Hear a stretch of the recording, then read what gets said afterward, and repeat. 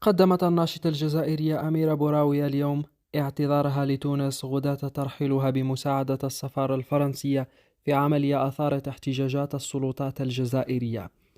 وفرجت عملية ترحيل بوراوي من تونس بدعم دبلوماسي فرنسي بينما كانت على وشك الترحيل إلى الجزائر أزمة بين باريس والجزائر. وعبرت بوراوي قبل نحو أسبوع الحدود الجزائرية نحو تونس، ومن هناك كانت تستعد للسفر إلى باريس مستخدمة جواز سفرها الفرنسي. قالت الناشطة الجزائرية لراديو موزايك اف ام الخاص: عبرت الحدود بطريقة غير شرعية. أطلب الاعتذار من الدولة التونسية لأنه لم يكن يتعين علي فعل هذا الأمر. لم أحب وضع تونس في حرج. وتابعت بوراوي: لم يكن لي خيار آخر. وجرى اعتقال بوراوي بمجرد دخولها الأراضي التونسية لمدة 3 أيام قبل أن يفرج عنها القاضي ويعيد لها جواز سفرها الفرنسي.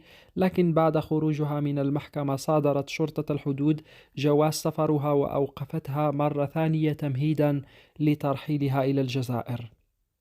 ونقلت صحيفة لوموندا الفرنسية عن مصدر دبلوماسي قوله إن السفارة الفرنسية في تونس أوت أميرة بوراوي إلى حين الحصول على إذن من الرئيس قيس سعيد بالرحيل إلى فرنسا بدل ترحيلها إلى الجزائر، حيث تواجه هناك خطر الاعتقال.